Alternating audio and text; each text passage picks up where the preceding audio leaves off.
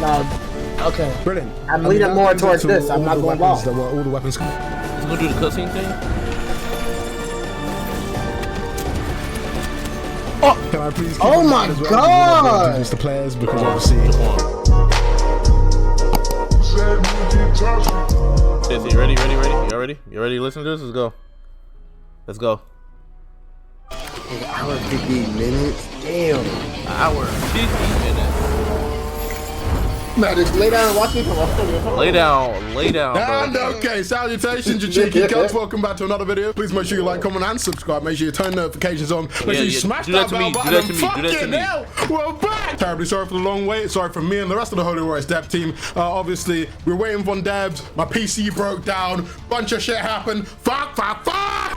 But it's okay, we're here to make another video. Essentially, the movie is really just going to be a recap on what shit used to look like and what shit looks like now. The game has undergone a lot of revisions with many changes, and it's one of the main reasons why we've taken so long with this project. Also, there's been a lot of games that have released recently that have been blown out of fucking proportion, and then the moment they hit the platform, you know, hit the front page. Oh my god, what is that? We don't want that for a game as beautiful as this. Also, after this movie, communication is going to be up tenfold, a lot more sneaks and a lot more videos. What is that? I have the C-Boss movie come after this, which will be movie 2, and the Progression movie, which is after that, which is movie 3, and after that third one, it'll be time to release sometime this year. And don't worry, in between these movies, we're going to be constantly dropping videos with content on the game. Wait, hold on. Now, there's going to be a rework on the channel. Now, this main channel is mainly now. Oh my god, look at the hammer. About the heavy weapons previously was that the weight, it didn't seem like they had enough weight to them. Now, obviously, Jakar, you here? Yeah. Alright, making sure. A lot more weight has been added to them, so obviously by the way of the animations, the drag back on the player itself, and then also the VFX do help greatly as well. But one of the things as well when it comes to the moves too, obviously a little screen shake arm fix as well, and then also better extra debris effects when we're using our moves. This is the new ground shadow effect. I think we might actually want to change the animation as well, but we're pretty happy on using it as it is now. So take a look at this now. You can be used at any point in the air as well, and you also have like a directional you have directional control as well whilst you're in the air. So if you jump from a very high position and then use this move, you still have directional control mid-air from where you want to land and position this thing. The next move which we will be showcasing is the Sword of Beginnings, the starter sword. Now the starter sword, this is the main sword that everyone will be getting at the start of the game. So at the start of the game, everyone will be using this, most likely, unless you also get the group sword as well. We'll see what happens. But the offensive slash has been, so let me quickly put on the screen what the old move used to look like. And I thought that looked good too. And then this is what the new move looks like. Now, obviously, a lot of these slash move effects on the weapon skills that we had before, we were very lazy with them previously, and essentially we used the same slash on all of them, and it just wasn't really to my liking. Kind of pissed me off, to be honest. But now, obviously, like it differentiates between each weapon, and obviously it looks a lot cleaner. And the same thing as I said before, all the weapon skills now feel like they have a lot more weight to them. Also, when it comes to one-handed swords, we did change the way that a lot of them obviously we're not only the animations, so you feel a lot better using all the moves for the skills, and also just doing basic M1ing as well at the same time. It feels a lot smoother. Now moving on swiftly onto the next weapon, the wing spear. Now the wing spear, obviously known as the sky wing lance. So basically what we've done before, so I'm going to pop on the screen what the old move used to look like, and then this is what the new move looks like. A few things were changed to it due to to help with functionality and whatnot. So obviously, firstly, because of visual purposes, we decided to make sure that the ground, the earth that comes up from the ground, it changes depending on whatever material you're on at the same time, because just adds a bit more to the immersive experience.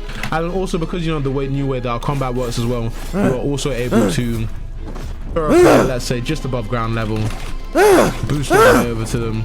And then just before you're able to smack them down, you can go ahead and smack them just like that as well. So that's also just a small tech that you can do just if you basically know the game back to a moderate level. Because let's say when you're in the sky and you're using something like the Sword of Beginnings, if you go ahead and aerial launch someone, because of the way that the move works in the sky, rather than slamming them down or flinging them up in the air like the ice axe, it'll allow you to continue the combo. Not reset it, but continue the combo and then be able to slam them down. Because some of these moves do work as combo extenders. Some of these moves, when depending on the aerial state, it will end up, like continue the chain in the air or slam you down directly, which allows you to jump up again and then do a plunge move on them and then slap them down again, and then when they knock back, and it's a whole thing. Right, the next weapon that we changed on our agenda is the Mithril Spear.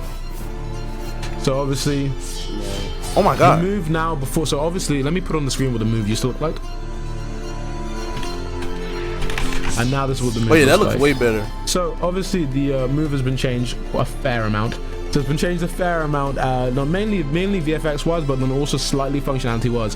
And when I say functionality wise, the startup has been increased to a greater speed, so that way you're able to just kind of quick fire it off. Because if you're able to quick fire it off, it makes it a lot more feasible in combat. One of the main problems that we had initially was that one, it wasn't really a combo extender, and then also at the same time it's like you could always see it coming because the charge up was so large. But now obviously you could go ahead and lift someone up in the air, go ahead, use it as a combo extender, but a move like this. Yeah, I knew it was a combo extender. I knew it. The last hit, so obviously because of the way the move is situated. Oh shit! What the? Because of the way that the move is situated, rather than you continue the combo or like instantly slamming down. Oh Jesus Christ! Or instantly slamming down. The last move actually decides to go ahead and slam you down while the other ones are doing consecutive hits. Look, NPCs Now actually fight. Look at that! They actually fight! Now on to the Iron Greatsword. The Iron Greatsword, I'm really trying to speed through this. Is Jaquan right here. We can get through like as much shit in this movie as possible. So let me just put up quickly what the movie used to look like, and then now this is what the movie looks like now. So what we decided to do with the Iron Greatsword lunge is the first initial part of the move does still act like the let's say the Warhammer, which is a block breaker, but it's still parryable. That means if you see someone coming out, you with that move, you're able to parry the move instantly, and then you will have the advantage of being able to parry to be able to counter attack them and get your first good licks in. But then also the ending part of the move is a slashing that is unblockable. There's unblockable, it goes through block, but you are still able to dash iframe around it and dash frame out of it. Now Iron Sword wise, the Iron Sword, first of all, I do love the new aesthetic of the Iron Sword. Just looks far better in every single way. Look at the detail on that new Iron Sword. Look at that ass. Look at my ass. Look at my sheath. Look at everything. That's a big ass. Perfect. Now the ass, the sheath, and everything on the Iron Greatsword, it is just so fucking beautiful. But basically, rather than looking at the beauty of the Iron Greatsword, I like how you put the sword on the sheath on your side. Oh my God. Some of them will allow you to reset the combo, some of you don't. Some of them will end up flinging you up in the air, some will slam you down onto the floor, they'll bring you back up so you can continue. It's a whole different thing. It's a whole thing. Now, but this Iron's offensive thrust is actually a combo reset. So what you're able to do, I guess you can if you catch someone off guard, combo start with the, but mainly it is used to reset the combo and get you a maximum amount of hits in. There's not a block breaker, which is why we've made it allow you to do this. So that way, like I feel like a lot of people are going to end up infusing it into their combos with their different magics and stuff. So let me go ahead and show you an example. If I was to lift up this NPC such as this, hit him with a full string combo in the air, offensive thrust, and then the entire chain is reset. Hit him with that. It's quite crazy. Now I can do that on an NPC, but I won't be able to do that on a player, simply because of the fact that the players we do have all of our evasive technique moves as well that we can get. I don't know about that. Some players are trash at games, bro. I could do that. We have our our actual natural evasive, which I'm just going to show you quickly. Oh shit. Which I'm going to show you quickly here. Not only do we have that natural evasive, but then we also do go ahead and have the evasive moves as well as such, like the Inferno Blade also. Now moving on to the gold rapier, the stiletto. Now I'm sure a lot of you are just for some reason just sheer rapier dick riders in all games to come, simply because the elegancy of the way that the rapier moves. This is me right here. This is me. We remade the movement for the rapiers itself. Really attest to that. Now first I'm going to show you what the old move used to look like.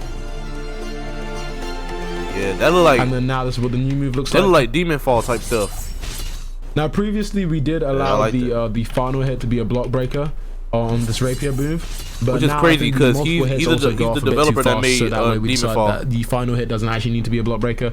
We just kind of made it like a combo finisher because it also does quite a bit of damage.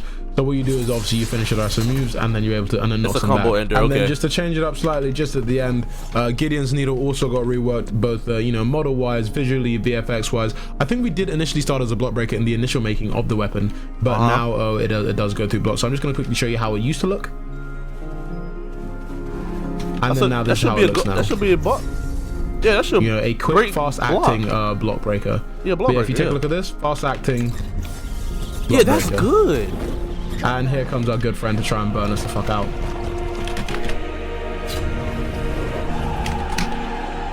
And last but not least, one of the weapons, the common weapons that was not actually not on the list before. So one of the additions that we actually had to make, well, actually we made 2 different additions, or 3. So one of them was magic orbs, and then another one was, you know, the fist wraps, which I'll be showing to you later on in the movie. But this one of the third one was actually the Apprentice Holy Knight Katana, which is to do with the in-game guild faction. Katana? Holy Knight. So if any of you guys watch 7 Deadly Sins, yes, you'll be able to join the Holy Knight Guild inside the game. I'm joining. That's how you're going to be able to arrest I'm people. joining. What we wanted to do was add Say a no feel more. of Say no immersion into freaking the more. game, where it's like, because obviously in SDS, when you have a lot of Holy Knights, you know, infusing their own magic into their weapons and whatnot. So what we decided to do is infuse your there are magic a few with small, your- small, like, Say no visual, more. visual aspects that we tune up to the game. So let's say when you're charging your mana color is Shut dependent up. on the magic Shut that you up. hold, and then that Shut also up. He's transfers lying. over to your aspiring light move as well. He's lying. So when you use your aspiring light move, No. the color portrayed is, you know, dependent on the magic you have, because No, obviously he's you're not. charging He's your magical lying. energy into your you know, your apprentice wooden katana. He's lying. So if I go ahead and No, he's for real. so as I've gone ahead and changed my magic to ice. He's serious. Now change. He's It's the serious. small details that He's matter. serious. Now moving on to the rare weapons, we've got something such as the Shark's Bane. I'm not entirely too sure if we showed Shark Bane previously in the rare love weapons, Roblox, but the bro. Tsunami Dive, at least now you can aim and look at it, point and aim, you know, with your cursor, and then once you go ahead and land, it is also That just gotta like be the from a heavy shark attack, boss. That gotta be weapon from a where it shark is block boss or breaker. something, or fishing. And obviously because it is a rare weapon and it's different to the Warhammer, 1% it does drop, actually have a lot exactly. more No, or range 0. than, That gotta be 0. than the Warhammer as well. You can still also use it in the air and direct where you're going to. And then if you are using shift lock at the same time, rather than like you kind of just have a set distance where you're going, and you kind of just go to maximum set distance. But you just sell it to us Now, on the this. overflow move is also a block breaker, but it is this one does go through block, but the Tsunami Dive is parable and this one is not. See, So Tsunami when Dive, that you is can also block that. because the, you know, the You can carry charge up that. is so large. So once you see someone use this move, all you really have to do is back up, and then Back the up. you know, the end lag gives you enough time to like dash in and then try and fuck them up as well. I hear a lot of keyboard clicking. Jaquan, we gonna break our keyboards. We gonna. Oh my God! You can parry? I gotta back up. I'm not. Oh, look at that! Look at that! I'm not gonna lie. Jaquan. I'm gonna host 1v1s.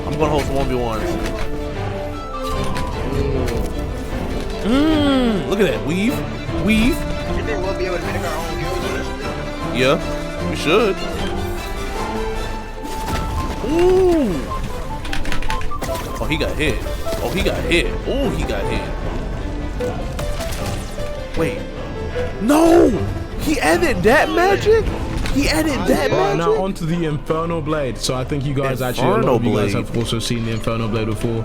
I'm really trying to get through these as quick as possible, so that way, you know, we can spend time on things that you guys really want to see, because I'm pretty sure a lot of you guys haven't I like seen, the weapons. you know, I like the things that weapons. you've already Keep seen showing before. us. The weapon itself, models wise, didn't change too much. You know what, I think after the end of this, I'm just going to go and show an entire panel of what, you know, the new models look like for all of the weapons, so that way you guys can get a good look at them. And then, so obviously I'm going to put on the screen quickly like what the weapons used to look like, weapon skills used to look like. Oh, that's not I bad. think the first move itself that's was subject to change, so that That's one not actually bad. changed completely. And then the last move itself is mainly just a visual rework. But then also at the same time, we did also add a you know, soft auto track to the firing off. Oh, moves. look at that! So that way, you know, for people that are flying or people that are moving around quite a bit, it does like softly auto track to them. So if they're staying a bit too, you know, too still, then they're able to still get caught by it. It is still a blockable move, so obviously don't worry if you're Okay, blocking, blockable. you will still Okay. be able to block a majority of it. But it does do quite a lot of hit damage to your block as well. So you can't really just take all of them if you've been taking a lot of damage throughout the entire fight. Now the first move is changed to Doombringer. This is a block breaker. It can be used in the air to fling people back. Hey, It I'm can not gonna also lie, be that used gotta as be a evasive drop from a while knight. you're That being gotta attacked be by a people. drop from a knight or a then boss. You've got Hellbringer Fire. That Which is looks a like projectile move as well. a boss weapon. Now though. onto the Ice Axe, a fan favorite of what you guys also remember from the Rita? from the rare weapons previously. It look like Rita. So this But actually ice. mainly was just a visual rework. It actually acts the exact same as you had it before, because, you know, it was pretty much goddamn fucking perfect, mate. So the main thing that here to look out for is, you know, the same way that we've changed up the ice in the game. So actually, this ice, we did a massive rework on our ice magic as well. So I'll give you a small little preview. and I'll be showing that a lot like later. So I'll be showing you know the full ice magic a lot later, because there are quite a few things that you need to know about that. Because you know, as I was saying, different moves change in the air depending on the ground, or if you hold them too long, and yeah, it's a whole thing. Now moving on swiftly, the second move for the ice axe is still the glacier impact, or the frostbite assault. My apologies. Oh Jesus, this guy don't let me hit him. Oh, fuck that. Perfect.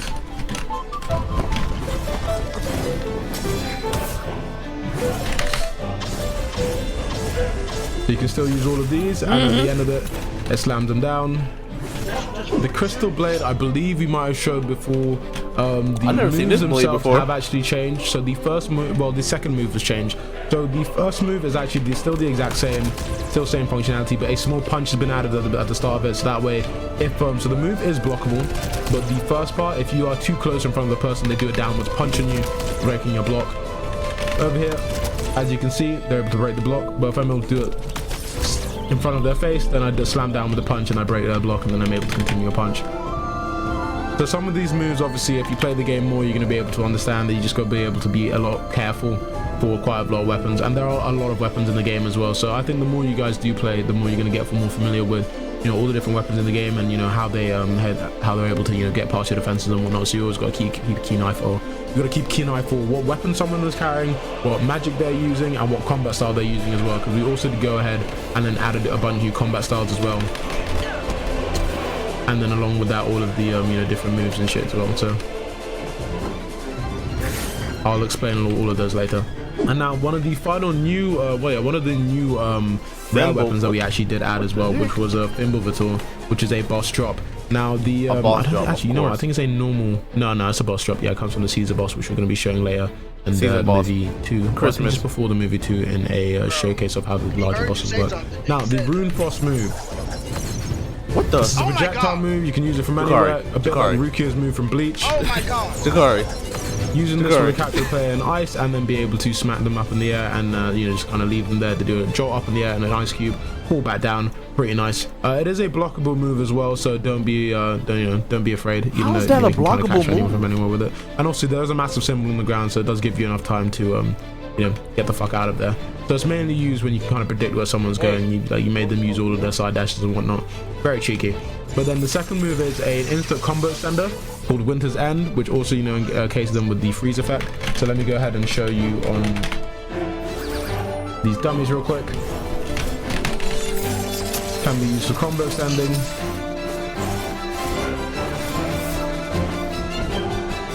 Lift them up in the air again.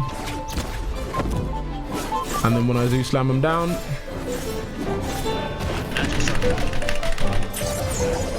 oh shit, use the move. It's not going as I planned. It's not going as I planned. It's not going as I planned.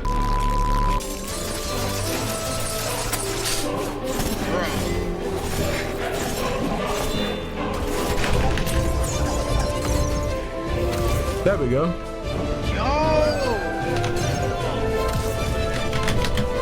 Okay, that's a bit fucking crazy. But yeah, basically what you guys probably saw there right now is you see the critical hit at the very end. So the critical hit, you can probably see that tunes into our new combo counter.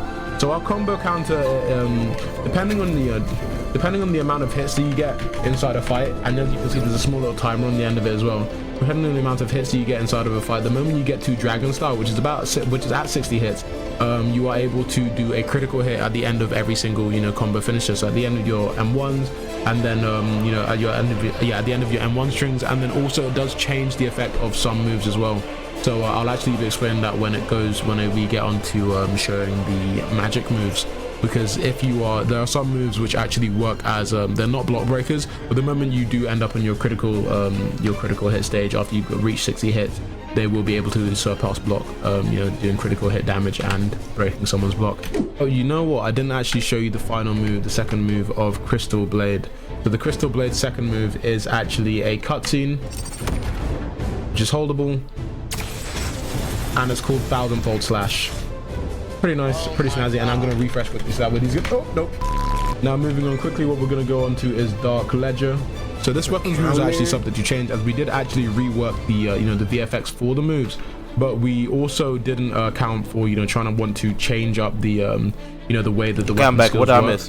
What did I miss? There's the counter for the move. When did you leave? Bro, I had to do stuff, bro. The second move, I think the sound effects still need to be done for it. That's not answering And my then the question. third move I had to move the car. I had to move say the car. slash and then, you know, a projectile into a, you know, a little vortex hit. Oh, And we I had can to let- also use that I as a left like normal 10 minutes ago. projectile. I'm cooked. I'm cooked. Like, he's cooked. No way. No, you are. No, he's not. Shut up. And as I feel that this segment is actually getting a bit too long, Wait, are what I those wanna do gauntlets? quickly is I'm gonna go ahead and show you guys the Showcase the gauntlets, bro. I'll show you like one of the moves of red I wasn't piety, here, and bro. then I'll show you the No. crack spear as well, which is one of the mythical drops from the Kraken boss. Now the red piety move, Kraken which I want to boss. show you, is a bloodletting strike, which is just like to show you like functionality on some weapon skills and some moves as well. Now obviously, as you guys can, sorry, I'm just eating a bit, trying to get my saturation up, my food. Saturation. I'm just gonna get over my saturation bar. Alright, now the initial move, the bloodletting strike. As you guys can see over there, it's I'm healing up, but also at the same time it's like it takes away my my health from me. Yeah, that's simply because of the fact that this move itself, it like mainly banks on you trying to take from others, and the lower health that you get, the more you know, the more health, yeah, the lower health that you get inside of a fight, if you use this on another player, you're going to be able to inflict more burn damage on them. And then you're also going to be able to like take a lot more, what's it called, you're also going to be able to like take a lot more health from them, so you can like, it can help you in the lower end of a fight. So let's say you are fighting in one of these scenarios, a lot of the time, rather than, you know, going ahead and just like using all of your weapon skills, and you're probably mainly going to be banking on using your magic skills, or like, you know, one of your combat skills, just to be able to like continue like getting in the amount of damage. But if you start to get low in the fight, then you're able to use a move like that to be able to inflict burn damage on them, and then also get some of your health back, because the more like the lower you are, the more health you take from them, and you just tell me the more afterwards. burn points you do to them as well.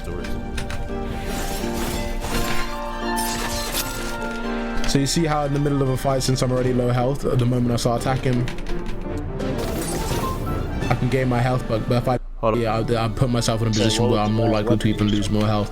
So a move like Probably that is like also more of like it's a tactical gain back of your health, and you gotta be very smart when you use it. But there the are spear with the ice like that in game, which are also like you kind of just have to think when you're using them in order to, you know, tactically fight. Now onto the mythical Kraken crack spear. Now this spear is actually probably one of the most used things in testing right now. It was something else. There's another weapon, and then he went back to the crystal blade. So what I'm gonna do is I'm just going to show you quickly what all the moves are quickly before actually I don't think you missed inside that. of a fighting setting. So the first move called Snag Harpoon, you are able to launch this shit across the map to be able to get someone and then pull them towards you. It is kind of, it's parryable, so when the player is pulled towards them, then it is parryable, then they can parry you, and then you can like they can get a counter off you. But you know, the main thing you have to be careful of really is that you have to try and catch them off guard with it when, you know, they're not really expecting that, where they can't really parry you. And then the second move, that's right, not only does this, it can be used in combos, so when you're already hitting someone with your M1s, you can use that, but then it can also be used as a projectile, as you can see, to be able to shoot across someone. This is also an attack and a counter, so if someone hits me during this, I don't know what I'm using this game. If you're able to land a hit. And then this is a AoE slashing, kind of like a mini cutscene move that brings everyone onto a bunch of spikes. Now let me go ahead and show you how to use it in action.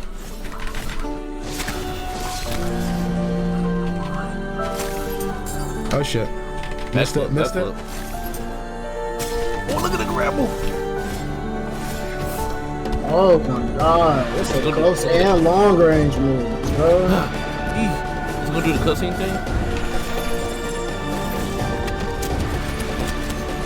Can I please keep oh my god! Introduce the players, because obviously we've made sure that don't be on this game. how smart the NPCs already are.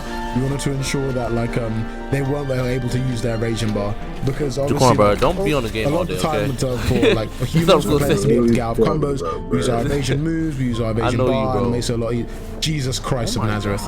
Yeah, so we made sure that these guys aren't actually able to use evasion. So a lot of your crazy infinite combos, you'll be able to use them on like NPCs like these a lot more. But that is if you're actually able to catch them in the first place, because no, that move is tough. Yeah. Intelligent. Your dad target multiple enemies at once. Jesus Christ. I just ended up having like an all-out war with these guys. No, you don't. See how he's about to get, yeah, you saw how he was about to hit me with like a, you know, the blaze ult? But I was able to pull him by and then get past him. No, okay. Brilliant. I'm leaning more towards this. I'm not going all the weapon skills that I want to show for this. So yeah, I think we'll leave it there. And oh yeah, let me show you what all the new weapons look like, and then I think we'll actually leave it there. Oh, look at that. That's easier. Oh yeah, he made it way better. He made it more glossy, add more textures on some of the swords and some little things. Like, look at that. The daggers, look at that. I want, bro, I see why they took a long. That's Meliodas' weapon. Wait, was that And what I wanted to do first, I wanted to go about and explain to you all the many changes we'd like done tweaks wise to ensure that the boss was fun to fight. And obviously even now I feel like you talking about his little dagger he be having? I think this is like, you know, the main rough variations of, you know, the bosses that we have. So physics wise, we fixed how some of the moves were able to allow you to go past the boss. So initially we were able to, like, let's say a move like one of these bloodletting moves for the crack spear, you know, it travels you forward, it gives you momentum when you use it. So obviously here we allowed it to make sure that, you know, when you use it here, like it stops your momentum. So that way all the damage you want to inflict on the boss, it goes directly to it rather than pushing you past it. Because obviously the bosses in game work a bit like the Elden Ring bosses. Don't have like Elden Ring bosses good to them, but more like you attack them and you give damage onto them, and then, you know, they stagger, and then that's when you're really able to capitalize on damaging them. We also decided to go out of our way to try and make the boss a lot more responsive, because originally when we had first made the boss, so first of all we made the you know, the moves for the boss, and then we started working on the movement. But then also what we realized is that the boss, even though with all the like attacks that it was doing, it wasn't really quite reaching the player. So you know, we made a few tweaks and adjustments up to its speed and then its hitbox, you know, the way that tracks onto the player. Yeah, because so even as normal M1s, it tracks onto the player directly at you now. Like if I die, I could be like, Jakari, come back, respawn. It's a lot more challenging when you're fighting it. Yeah, so I'm gonna go ahead and show you that later on in the fight. Okay, now here's a quick note I wanted to add. All bosses and mesh deformation mobs in game are actually able to, we made it so you're actually able to transform into them. You guys won't be able to. Wait, but what? You know, dev console, we're actually able to transform into them and use all the moves as we please. And that's mainly one because of the fact that when it comes to closed community for the games, the actual community for the game, not the main RP, when it comes to the community side of the game, let's say for those of you guys who are SDS fans, the lower ranking demons will actually be like, you know, the red demons in the game. So it's a bit like you know, in the actual series where the lowest ranking of the demon clan were, you know, the red demons. I'm the only person that's a really fan inside the actual game. The red demons and the grey demons are actually bosses, but you know, obviously in game we want to allow people to actually play as like the different mesh deformation bosses and stuff. It makes it a lot easier for us to ensure that the AI can think like an even better player if we can ensure that it has all the capabilities of one. It made it a lot easier for us in general, just allowing us to every single mob or every single monster and boss that we add into game, that we're actually able to turn into ourselves, and that we can fully really like delve into and test it properly. And when it comes to significantly larger bosses like the Caesar model, which I'm probably just gonna pop it on the screen here real quick, but you know, like the Kujira, which is a sea boss, or you know, especially one of these larger bosses, we decided to add a sort of jiggle feature towards the larger bosses, such as like they do in Elden Ring and whatnot. So that way, if you're hitting a very large creature, rather than having to, you know, flash the entire mob red, which kind of gets a bit tacky in my opinion, the specific body part which you are attacking will jiggle, so that way you have kind of confirmation that you're attacking the correct certain part that you've intended to. And then obviously, when you've dealt enough damage to one of those parts on one of the larger bosses, depending on where you focus your attacks, the boss will change how it reacts to you. And as I mentioned earlier, we'll show the full Great Ape Caesar boss battle in a different video though. Probably in the next movie, or yeah, in a separate video, as I mentioned earlier. Also, before I show you this, you need to be wary because some of the bosses actually, you know what? Rather than explain to you, I'm just going to go ahead and show you this. Now, what I want to do quickly is I want to explain how the boss works. Now, obviously, the Minotaur boss has two stages, you guys just saw previously in the in a small little battle we did with the YouTubers. And as you guys have seen, they're very large mesh deformation characters, which are the race transformations, and the raw actually has a special ability to be able to knock you out that form, so that way you're able to fight him on a base level, which is more so assuring that you fight the Minotaur whilst you're on your R15 stage, so that way all the moves that has are able to work on you properly. Put you in a Weathermon stage, bro? Tornado spin. No tornado way. spin is not a block breaking move, and it is blockable, but obviously because of the way that it tracks around you, it can actually end up going behind your block. So what you have to do constantly whilst this move is happening is you have to be facing directly towards the Minotaur, whichever way it's coming at you, that way you can block as much damage as you can, because it is quite a high damaging move. The next move here is the heavy attack. Like the other AI in the game, the boss can tell if you're blocking, so if you are close by and you are blocking, it will use this move in order to break your block and block break you. Now what I'm going to show here is the Minotaur charge. Now the Minotaur charge works in a very specific way, where if it catches a player whilst you're in its path, it's going to pick you up and travel you along.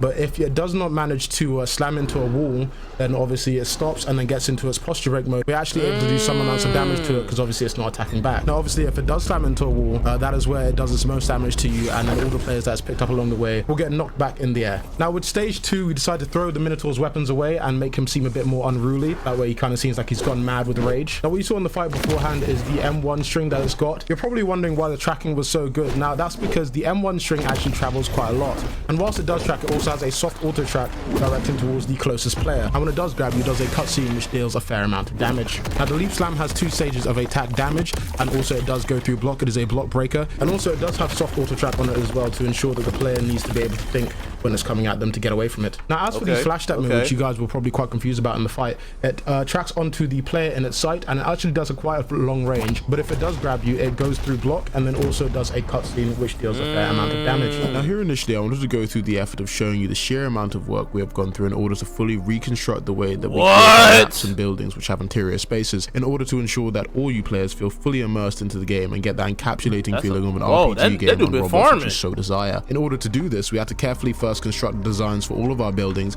and decide whether we wanted them to be open plan where you can just run in quickly for efficiency, such as the potion shop shown initially, so you can run in and purchase enchantment scrolls and or potions, or quickly sit at a stand and make a potion yourself and then be out on your way and explore the rest of the game. Then when it comes to something as important as taverns in an RPG game, every single floor had to be properly planned out beforehand so we could really hit the medium where we could keep the detail up enough for all of you to feel amazed by your environment, whilst also leaving enough space for you to socialize and fight whilst keeping it all optimized. This new approach for us buildings wise has helped us tremendously improve our environmental aspect of the game and makes the users feel much more immersed. On that note, all islands for the game have been completely redone aside from the Guild 4 islands, since they were damn near perfect. But navigating back to that point on the new buildings which have interior spaces to navigate through, a large thing for us approaching this, as you can see here, was also ensuring that there were places which have very large open spaces like this due to the new extroverted combative nature of the game, with numerous interactive quests and many boss battles, which slightly differ from the more homely tavern vibe in which you were presented with earlier. Then still at the same time, we decided to keep some of our more tight spaced and enclosed interactive buildings such as our blacksmith shops, as I felt that some stores did still need that feeling of an in-depth enclosure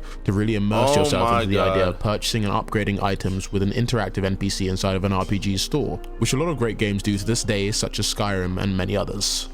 Ah yes, the old maps. Now for example, the layout of the islands themselves, as we evolved our combat, I decided that the maps of the game not only need the visual rework, but practically they need to be more widespread out in order to account for all the large new forms, boss battles and aerial launches. Furthermore, with how smooth and satisfying it is to fly, we really wanted to ensure that you could take in your surroundings for a longer period of time before your stamina runs out, of course. Bro,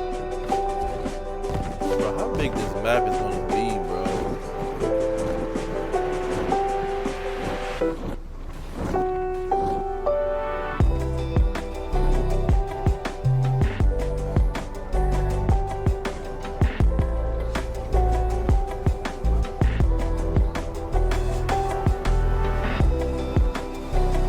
Is that a whale carrying a ship on his back?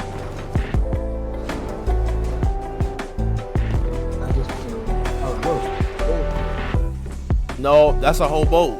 That's a whole boat. And like it's not actually a whale, bro.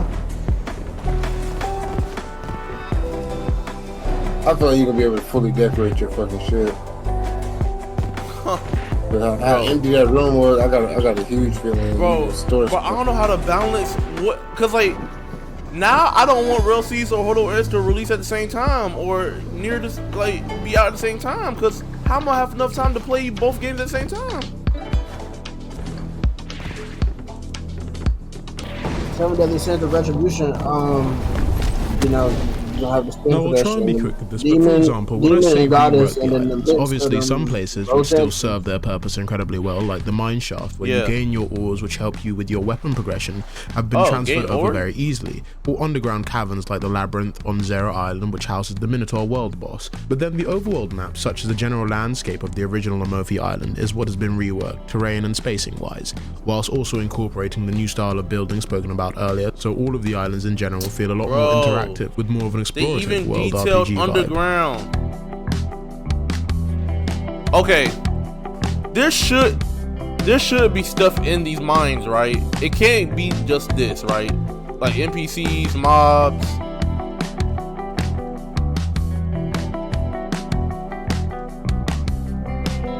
Build. Campfire cooking station.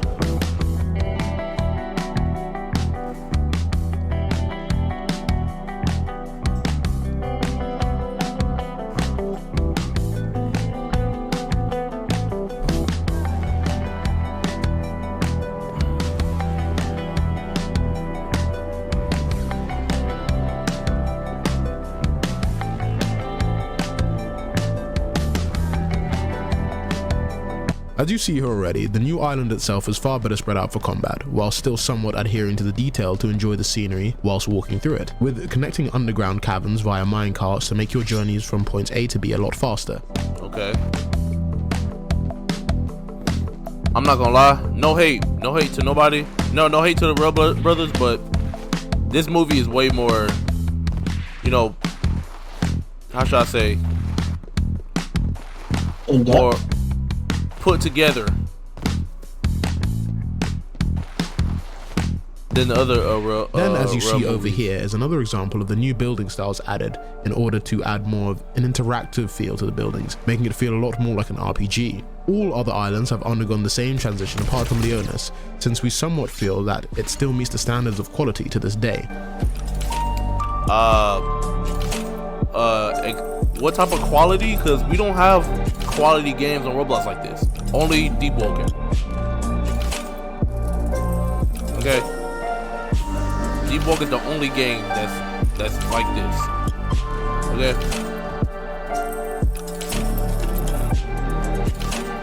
We don't have quality like that out here. Oh, that's gonna be so much fun.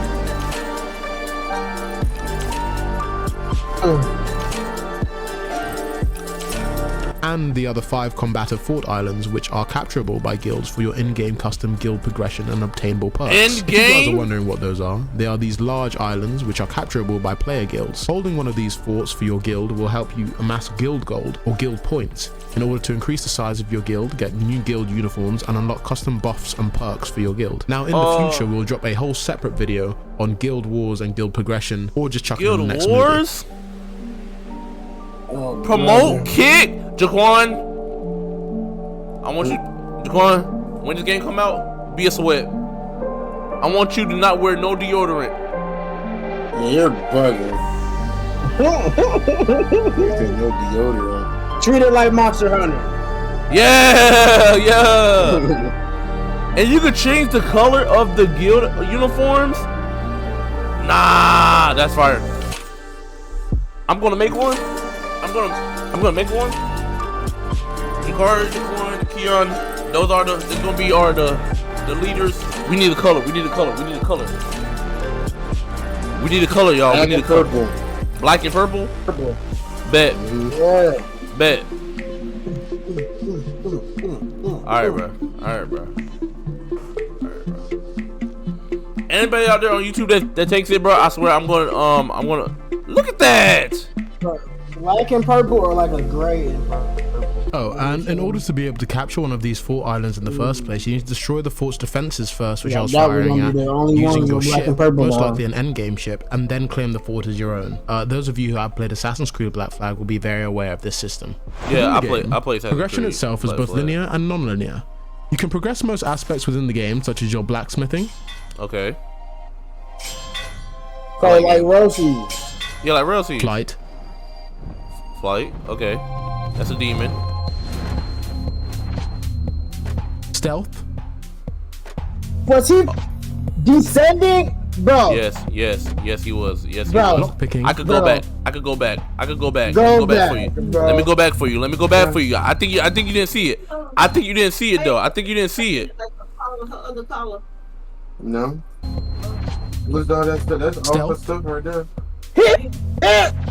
You know what, bro? What, bro? What, bro? He just had his hands behind his head.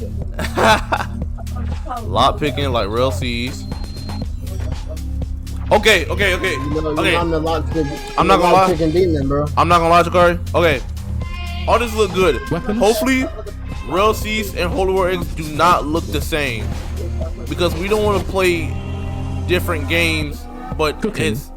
Cause look. But it's similar to Yeah, because lot picking, we saw the lot picking from real C's. Cooking, we saw the cooking, Magic. the same thing. We don't want, we want them to be different though. The bro did not watch the beginning of the video. Fishing, I know. and many more. I did. Is that triple car? Is that freaking? Oh, fishing. Capybara. Yeah, capybara. Yeah, there you go. I like fishing. I'm about to treat this like digging. And these Yes, will all help tie into your sir! overall level. But when it comes to the main linear progression, you actually find yourself going through our game's custom storyline, which will help you make the jump between around levels 1 to 5, completing not only combative but also problem-solving tasks and objectives. Seeing cool. that the next story level requirement would be at about level 10, to make up the remaining levels, one would have to indulge in set side quests which you can pick up from NPCs stationed around the respective islands. Then, getting more towards the endgame guild wars and ship or sea farming also ties into how one would progress. One of the main cool aspects of the game is how we decide to customly tackle making our mission system, which I would speak on further, but since some developers can't keep their fucking hands to themselves these days, we're going to wait and throw it into the next movie or just a separate video after that. Damn, that's true. He's not wrong. He might, if he says it, Bloxfruit might copy it. Hold to a board? Better than Skull and Bones already. Better than Skull and Bones already. Look! They got a little bit of Sea of Thieves to it too. Oh my god, better than Skull and Bones already. And oh! Jakari. We're playing 3 days straight. On the topic of ships, I should probably mention we decided to Is pay that quite a King? bit of attention to our sea warfare Was and that travel. King? And since we already ensured that I PvP ain't was gonna go dope look as at it. fuck, as you all previously saw earlier in the year. Let me go back. Yes, Let me go the back. ships are optimized. That was King. I saw King. Quite a bit of attention to. I'm sorry. This last time I'm backing up, y'all. On the topic of ships, I should probably mention we decided to pay quite a bit of attention to our sea warfare and travel. And since we already ensured that PvP was dope as fuck, as you all previously saw earlier in the year, and yes, the ships are optimized and incredibly fun to use, I know. But we wanted to make sure that the PvP on ships was solid as well. In order to do that though, we have to take quite a different approach with the NPC ships to make sure that they had a more of a wide deck layout plan, so that way it's easier to fight on, and even using modes as well. Now for gameplay purposes, we wanted to make sure that the NPC equivalent was quite a bit larger than the average player counterpart. This way, towards the end game, when you're trying to farm these NPC endgame ships for, you know, good drops and loots and materials and crafting and whatnot, is that a Whitebeard ship? You need multiple player endgame ships and a high level players, which in turn will make, you know, the fights a lot more entertaining and just, you know, a lot more fun. But without the whale, it's a goat. Now, regarding loots and drops, the way ship battling works is that a ship will have 2 stages once its health is fully depleted. Where the first one is when all the ship's health is gone, the ship will now be stationary, unable to move and on fire. Okay, that's and common. at this point, you will have 2 options. You can either fire upon the ship and, you know, again, to sink it fully, and then take half of the resources stored on that ship, or you can line up your ship with that one and then use the boarding feature. I'm boarding. The ship's chest stored on the back of the ship in order to take all of the ship's resources. I just wanted to touch on that subject lightly, but I'll go into more detail with it in the next movie, where we showcase, you know, fully all of our sea stuff with our sea bosses. And obviously I don't want to yap too much in this movie, and I want to get this done as concisely and as quickly as possible. Salutations part 1. Now first of all, I'm going to go ahead and show you all the new cutscenes for the game. We got all the animations remade, you know, to obviously make it look a lot better for the game. Okay, so about the ship thing, I'll say for me, if I sink like a ship, it gotta be like somebody that's like a hard person that we don't want to fight. Like, gotta be like a hard. Yeah, I'm about to say there's a reason why you have the ability to take half or all of these weapons. Yeah. So like, if we like find somebody that's trying to take our stuff and they're like really good at combat and we don't want to fight them, we just might as well sink them. Oh, I need a good thumbnail. He is providing me really good thumbnails right now.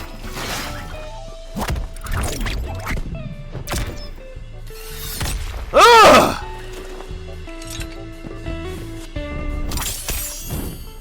Oh! Shut up! I made it. Oh, Meliodas! Ah!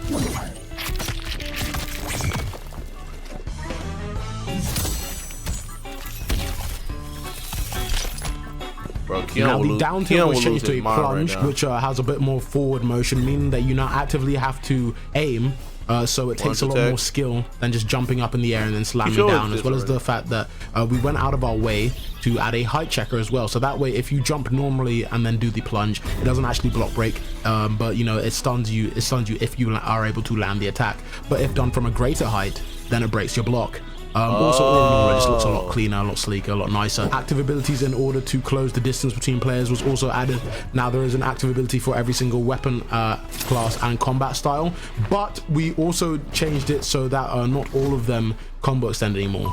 Through vigorous testing and, you know, with the main testing team, we found that too many infinite combos were being created with it, and it kind of ruined combat. So only now the short sword can combo extend using an active ability off like an M1 combo string due to its rare and unique nature. Also due to the fact that within the series, all short sword users happen to be the pinnacle of strength in the show. So you know, let's say Meliodas, Esterosa, fucking Zeldris as well. So It's over. No way, Jakari, no, bro, you're not using it. You're not using it. You're not using it, also, bro. all weapon classes due to their attack speed and base damage have now essentially called for their own unique play style, which is quite cool, which adds a certain individuality to the game.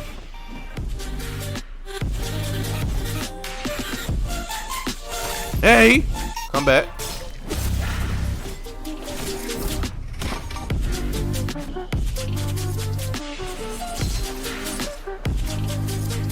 And then also each weapon has its own base stats, which go as far as base damage, and then we'll gain things such as weapon skills and weapon skill damage and posture damage as you upgrade the weapon within the blacksmith, which I'll touch on later on. Now, with our new combat last year, we decided to add the aerial launch into game.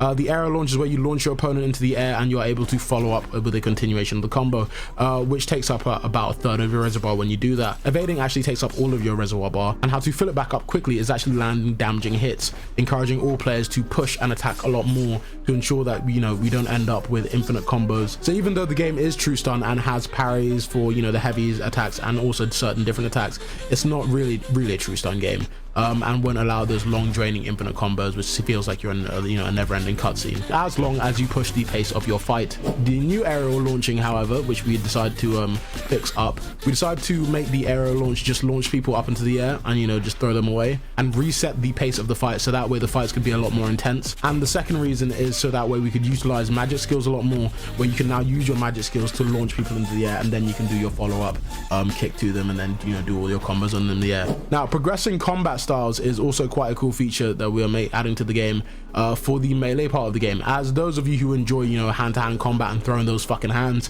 if you focus your attention more there in that category, then the melee class that you've chose, you can actually decide to evolve them to a specific path later down the line. Like, for example, the Meliodas style later down the line. Meliodas, oh my god! Jakari, no, Jakari, no, Jakari, no, Jakari, no. Evolve into for you sweaty rogue players. They are giving Jakari everything, bro. I see Akuma. No, Jakari. Very excited to add this in. Magic orb. Magic orb. No, they didn't. I said this earlier when you were showing the weapon that she uses before he put on the ice way to add it into the game and make it plausible with the way our combat works. What we ended up deciding on is that magic orbs would be an accessory for those who want to, you know, take on the full magic builds, as orbs don't do a lot of damage, but will be more depending on the stats that you have catered into your magic. and also they're really primarily used to start up magic combos. The animation concept for it initially was actually based off the orbs from Valhalla, which actually the end product turned out pretty fucking well. Now on that note, here's a quick shot of the Gauntlets class, as well to cater to those who are going on the fist build, so that way you can upgrade your gauntlet weapons at the blacksmith and go toe-to-toe with those who are using these mythical weapons against you. That's that way you can make your gauntlets around 6 stars level as well. Boxing! Of mythicals, the mythical gauntlets are actually the arcane gauntlets, you know, Vi's gauntlets, and we spent a lot of time just working on this because I'm a massive arcane. No way, bro. You want to just go full dive head first into like making sure the gameplay is perfect. Bro, combat! Bro, Ian, I was trying to tell you that I said the magic orbs earlier when he was showing off the weapons, because when he went to the weapon and it showed awesome, it was at the top. And then yeah. Excuse me. Look at boxing. Look at boxing. I said, hey. you said, do it too much? Not at all, bro. He's giving everybody options. Look at boxing. My boxing might go crazy. Boxing is always good. What's this? Karate? Okay, let's see karate. Hey.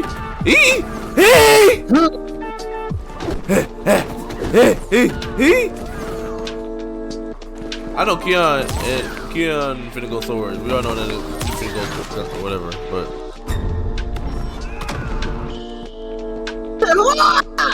wait, what? Meliodas? Meliodas, here's Meliodas. Wait, what's Meliodas? I wanna see this. He's wait, what? They even got his sound. They even got it, bro. No way.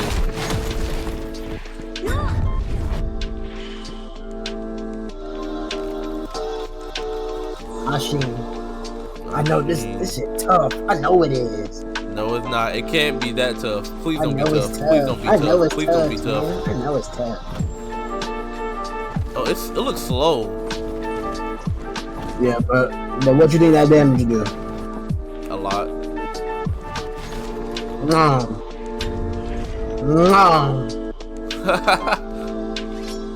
Long sword combat. You can't forget, bro. They got paths for it, bro. So you should probably get devious along the way. Too much paths. Should I say? No, not enough. Oh, here go Keon. This is Keon. Now, funny enough, first and foremost, the goddess mode looks so good that we had to remake all the other racial modes to ensure that they all were aesthetically equal. Now, we first had to sit down and take a look at all the other modes and really think of why they were pissing us off so much. Because we also took into account that STS-wise, there wasn't really much to go off. That's Dragon Ball JoJo and shown were the India form. And in order to make this a somewhat balanced game, we cannot in good conscience give only one race like a massive form like that. Meaning we really have to get back to the drawing board and create custom concepts for all the racial modes, making sure they all look as brilliant as intended. Because the only reason we came up with the goddess mode one initially was to rival the demon one. So now we set ourselves on a quest to put the same effort into every single racial mode transformation. Now for modes themselves, we'll use the goddess and demon modes as examples since they are the two rarest races in the game for release. That's why I said I was responding for you. What did he say? He examples since they are the two rarest. What he said? Transformation. Now onto the modes themselves, we'll use the goddess and demon modes as examples since they are the two rarest races in the game for release. So when fighting in your racial mode, you can essentially do everything you can as a player, and then on top of that, your added moves. The best way to make sure this really comes from massive VFX light show, like blocks is pay attention to detail to the mechanics of the two moded players when they're fighting each other, and how they make each other react differently to the normal player. For example, finishing a full M1 combo on a moded player will knock them back due to the weight feature, but if then you yourself is also in a racial mode, you can knock back another moded individual and continue the combination with an active ability, like you would have two players within their smaller forms.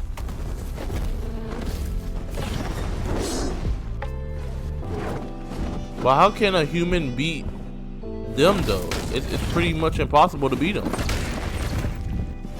So if they got that form, he just lost. Like GG. This is not Miles Morales, bro. But look at that, what the heck? Look at that thing. Why did it just ragdoll like that? Look at just red We all wanted like to ensure jello. that each racial mode felt individual. So the goddess mode focuses more on speed, the demon mode focuses more on assault, which is why when it does this full M1 combo string, fireballs are shot out to the side to make sure the destruction is brought to everything within its path. Oh, the demon looks so clean.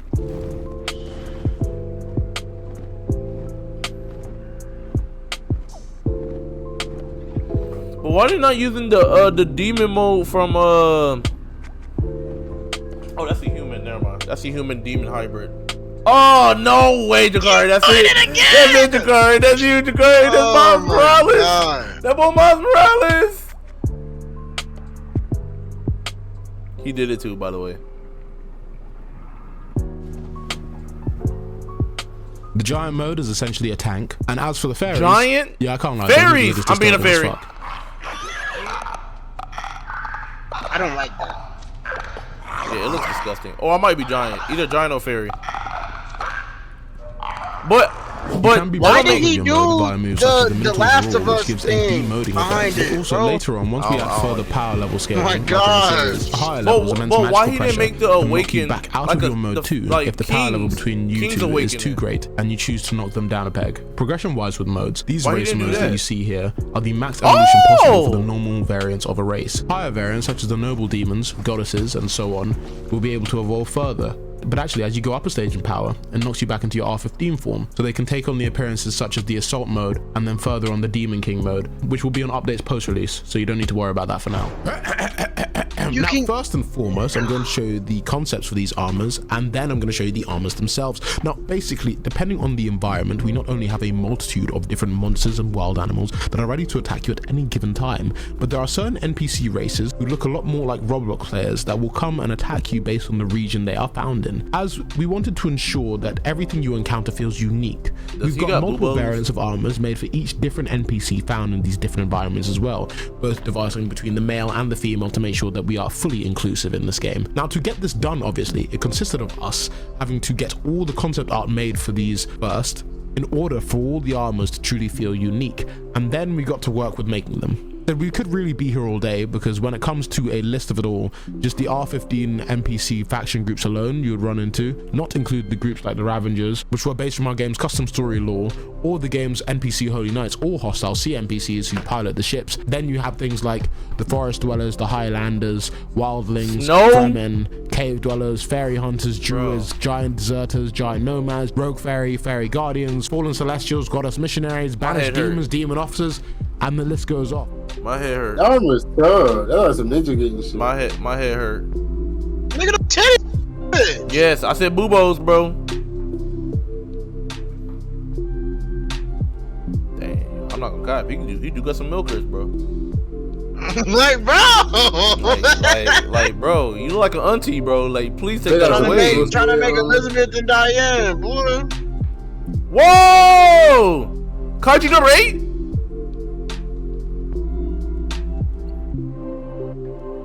That's some kaiju number 8, bruh. Dunes? Nah, that's clean. Metal Gear Solid right here. Metal Gear Solid, look at that. This gotta be like a desert thing, right? Yeah. Oh my God. Nah, those are tough. That is. Okay, I don't like how it just clicks directly down. Yeah, I don't like that. I don't like that either. Okay, that's I'm getting that right okay, there. I like that. Yeah, I like that one. I like that one. Yeah, I like that one. Bro, we get so much glaze that's coming out from this.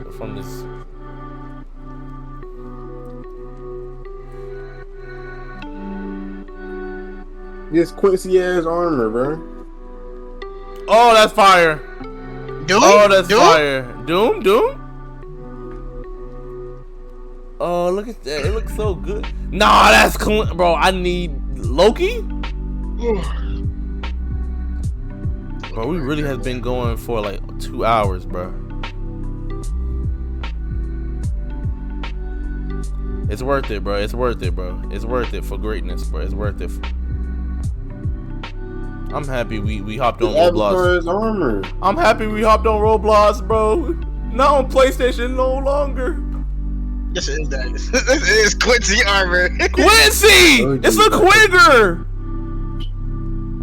Down with the Quiggers. Alright, Jacoy. I remember Jacoy was on his tirade on the Quiggers. Reaper power! Alright. Reaper power! Oh my god, bro. Jacoy hated the. Whoa.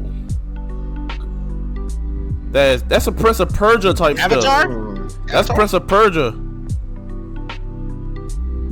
But what you know about that? Bro, I know Prince of Persia, bro. I had the game on my DS, boy. Yeah, my dad, cousin had it. What dad? Yeah. Alright, bro. And then also we have monsters wise things like the Vast, the Reaper Frog, the Blue Demon, the Critch, the Skeleton, the Deus Lupus, the Lava Drake, the Slughorn, the Deviant, the Winnie, the Giants, the Rockman, the Heifer, the Yeti, the Snowman, the Demon Creepers, and then there's all the sea mobs and all the world bosses. Bro, Dakari. This dude, that's what I'm trying to get at. This dude looks at every single. He took every mob from 7 Deadly Sins. There's no shortage when it comes to our PvE mobs. And he made their own. He made his own. He made the big great white shark, the small one, the big one. He made Leviathans. He made the Megalodon. Wherever that is. Whatever that is. I think on release there will be a minimum of 117 NPC armors, and this isn't including boss drop armors. Also, don't worry, all of these armors will be attainable in game as well. The game's drip right now goes hard as fuck. Now, when it comes to capes, since we started, that look clean. Capes with King Arthur, and that was essentially it. King Arthur cape. The feel that we wanted.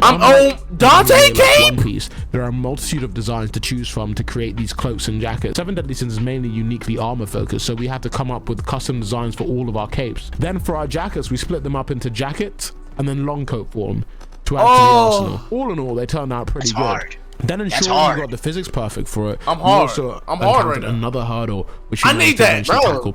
Aren't you streaming? Well. I need that. Bro, being out of pocket. I need that, bro. Come on, dog. Come on, bro. You talking about the game right now, bro. I don't like that. Probably for like a Halloween type fit, but I don't know. That's hard. I like that one. I just like capes that go all the way down and drags on the ground. Somebody gonna make Roger on this jump. What? That's clean.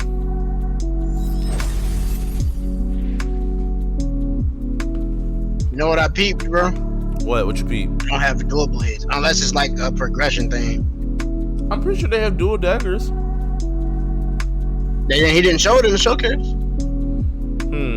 That's why I said unless it's a progression thing, like something you gotta unlock. Yeah, probably. I don't know why he shouldn't.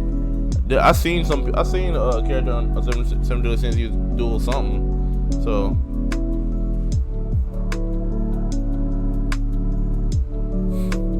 man, that's alright.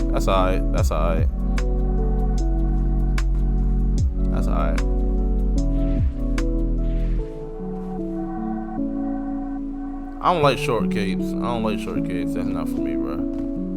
That's like a female type thing. There you go. Hello. Never mind. Hello. Ichigo. Cover your face, Ichigo. Okay. I don't like he got the mask on, but wait, Byakuya? Okay, Byakuya? No, bro. Yes, bro. No, bro. Yes, bro. Stop being a hater, nigga. You always a hating ass nigga. No, bro. You always a hating ass nigga. You hating. Oh, I need that. That's the perfect blue. That is so perfect. But that purple armor is tough. Yeah, Jaquan is like a couple seconds ahead of us. We're like 30 seconds ahead.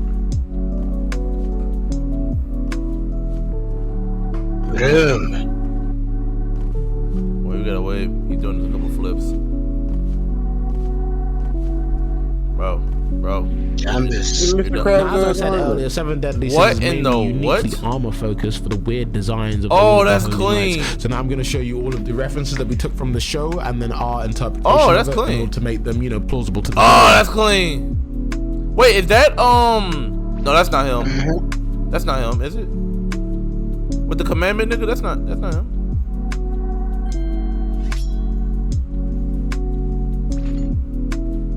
Yeah, with the sword and that big body, that don't look good.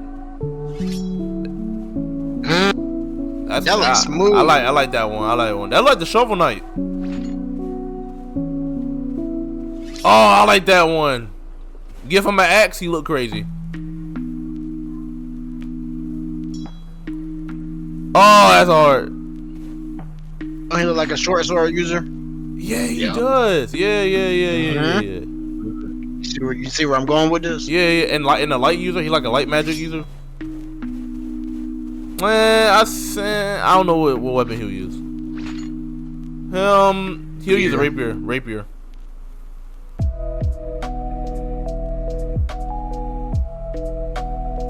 Don't know. I don't know. Hammer. Hammer? Yeah, there you go. Hammer, yeah. That's bro, who be figuring out, bro? Nah. Made me not want to make a game. Mace. That's a mace game. That gotta be mace. You gotta be a mace user. Or some shit. A hammer, basically. A mace type thing. Yeah, I don't know, but I'm not making a game. I'm not making a game. This is what you gotta compete with? What, bro? Hey, GG's. That's only for us, y'all. That's only for us, y'all. For anybody that's seeing this, that's for us. Okay, if you're a developer, make your game. Also, quick note: we got all of our customization clothing remade since we realized we originally were somewhat lazy with it and had set color coordination on our clothing. But instead, what we did is we got each of them remade specifically, so that way they can be recolored with both primary and secondary. That's too colors. much stuff. In the game, come out with a lot more unique-looking clothing sets, and then also on top of that, we went across and they got the whole. All of the boots they got the whole thing. Lower leg, and also your feet can like transverse between all the different clothes. That's pretty hard to explain, but obviously I'll explain it with this little clip here. So now with all the new special armors and fresh customizable clothing, why you do it to the mammoth like that? Remade, so all the high boots fit on top of the pants in game. If I see a single one of you in game looking the exact same as someone else's character, nigga, I'll kill you. There is no excuse for you to be copying another man's drip. That's crazy. Another man's sauce. That's some crazy. There is no reason for you to be stealing anyone else's sauce in this game because it is exceptional. Nigga, let me stop. You. I feel like I'm threatening some of you a bit too much. Let's move on. Like somebody else. Onto wildlife. Unlike normal mobs in game, wildlife do really mind their own fucking business. Although they are necessary for cooking a majority of your meals, a majority of the wildlife in game will not fight back and just run away from you after sensing they're in danger. But for ones that do fight back, since their primary source in game is mainly just being food, they obviously have quite a lot simpler attack patterns than things such as demon mobs and world bosses and your average player looking NPCs. I saw alligator Still just not flash simple enough to let your guard down though, because the wildlife that do attack have a lot of their moves set to be finishers, so best either get to killing or mind your own damn fucking business. He probably did flash though. If he just teleport right in front of him. My camera and fucking action, I'll be as quick and concise with this as I can possibly be. Now, first off, we have omnidirectional movement. We added that to not only the players, but also, I kind of already got the well, omnidirectional race modes already. to ensure that the game just looks a lot cleaner, a lot smoother when you're walking around from left to right and back to front. We also made it so when you press right alt, it allows you to slow motion walk. We added this specifically because we love the idea of being able to dramatically circular walk down your opponent. So we added the means to be able to do so. Then also we added some small changes such as bro, they doing too much, skills, bro. Obviously, let's say you're about to just start M1ing someone, but you decided that you wanted to hit them with a move instead, so you're not able to do that.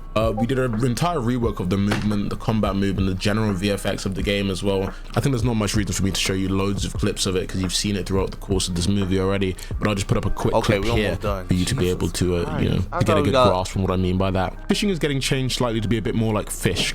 but visually will somewhat be the same, as we wanted to give more of a push to the peaceful and environmental aspects of the game. Right now, the way that we approached fishing was to ensure that just like in Minecraft, it was relaxing, rewarding, and ultimately just satisfying to idly do whilst you were in the game. So you get lost in a trance and progress your fishing whilst catching more rare, larger, and exotic fish with stronger and better rods to in turn. He knows what I want. And also cook better meals in game, which gives you better status effects and help with later quests down the line. We'll go over cooking a bit later in the movie as well. Even something as simple as the music whilst you're fishing helps add to the seamless, relaxing, and peaceful factor of the whole ordeal. For example, if you are fishing for a long time, at the moment your character automatically goes into a fishing idle phase where you sit down and our custom peaceful fishing music plays. Then it abruptly changes once you've caught a fish onto the hook to something a bit more intense. Now the funny thing is we actually got 2 entirely separate songs made just for fishing itself, both with the same general theme but just a change in tone, so that the 2 songs blend into each other perfectly whilst you get locked into your fishing excursion. Though after seeing fish, we realized what helped attest to their game's success was everything I just mentioned now, with a few extra things such as the large world exploration experience,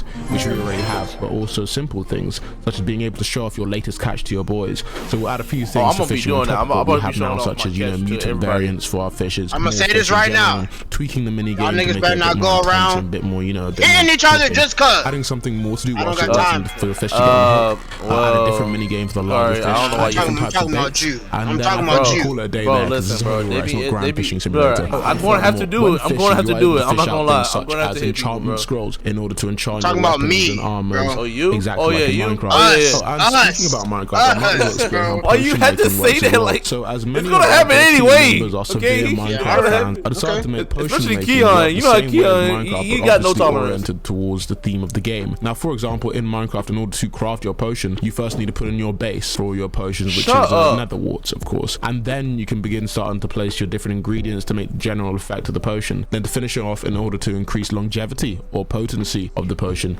you can add redstone or glowstone. Then in order to make the potion splash, you add gunpowder, right? Now bear with me, let me cook. So due to the nature of seven deadly sins, there are 5 races in game on release, meaning that if you are killing any NPC, if it's not a normal wilderness animal or skeleton, it is most likely a human, fairy, giant, demon, or goddess. When killing any of the monsters, be it if it's an R15 model or a Mass Deformation beast, it will drop a base drop, which are any of these. You know, the giant's foot, fairy ears, human heart, beastman fur, goddess essences, and goddess feathers, and all sorts, of course, the list goes on. Then when you pair one of these together with a non-base mob drop, but a more actual rare one, which is specified not only by the race, but more so tailored to the monster that you just defeated, such as the giant's toe, or the orc king tusk, or the horn of the red demon, you then finish off the potion with an earthly ingredient. So meaning something like a 4-leaf clover, or a seaweed, or a mushroom, and these can all be found on different regional islands across the maps. Now this is the general makeup of a potion with an effect, but furthermore we added modifiers.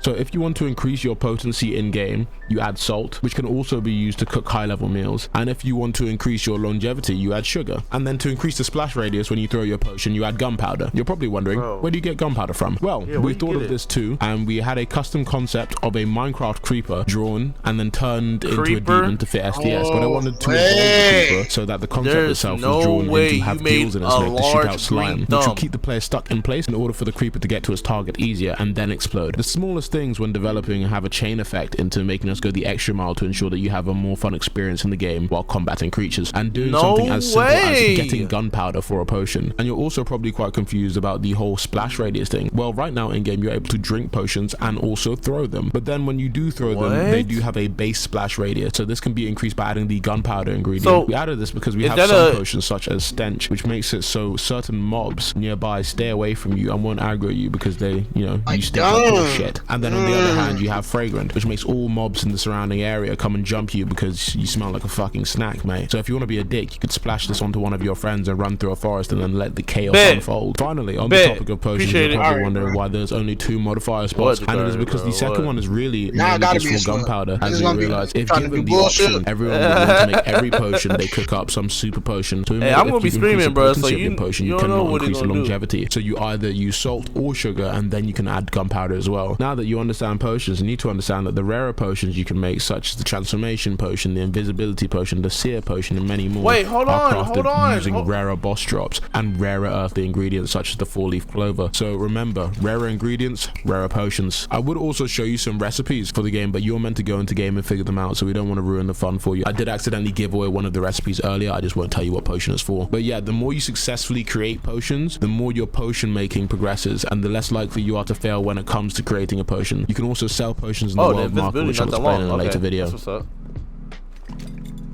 Now the final segment, blacksmithing. Now upgrading a weapon or armor piece consists of a maximum 5 items needed, but minimum about 4. This is how the weapon progression star system you've all seen actually works. Now remember, the rarity of a weapon only determines how many skills it will have. So a common will have 1, a rare will have 2, legendary 3, mythical 4. But every single weapon in game will have abilities to utilize within combat, support, or simply utility. And there will be about 57 weapons in game on release, if I'm not mistaken. But yeah, we've been cooking. As far as armors, when it comes to rarity, that actually determines how rare the armor is to obtain. Keep in mind though, you can also pick up a weapon or armor piece from a chest, drop, or store at a star rarity of higher than 0. It is then up to you to progress that weapon yourself to its full potential. Now, first thing needed will be gold, and next is ores that are mined from various mine shafts all over the game's map on different islands, and obviously some islands mine shafts have better chances of spawning the rare ones than others. Finally, you need what we call weapon armor cores, which were designed in order to encourage people to try and progress down a specific class path. Weapons, for example, were devised into individual class cores. For example, longsword core 1, you can get these via chance from chest drops, idle hostile NPC drops, world mission drop chests, and the game will be more inclined to drop your weapon / armor core of the kit that you're using. As you try to continue to progress your weapon, as you get to about 3 stars, you'll need a longsword core 2, which will be a bit harder to find, insisting you start going on harder quests and completing tasks of a higher caliber. Then, when you try to progress to star 5, you'll need a longsword core 3. From there on, the max progression of any weapon is 6 stars. Oh shit, and here's cooking, by the way. You can craft a campfire or an advanced pot depending on your cooking level, and cook your meals and sit down with your boys and then eat them. I'm about to cook up. Bro, my head is steaming right now. No way, bro. Hate this nigga, bro. What is he doing? Bro. What is he doing with the meat? What is he doing with the meat?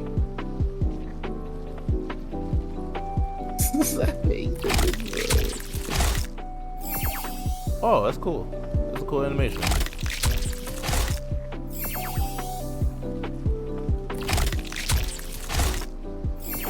Oh, it's like 3 other bars. Oh, you can keep on cooking too. Oh, that's better than.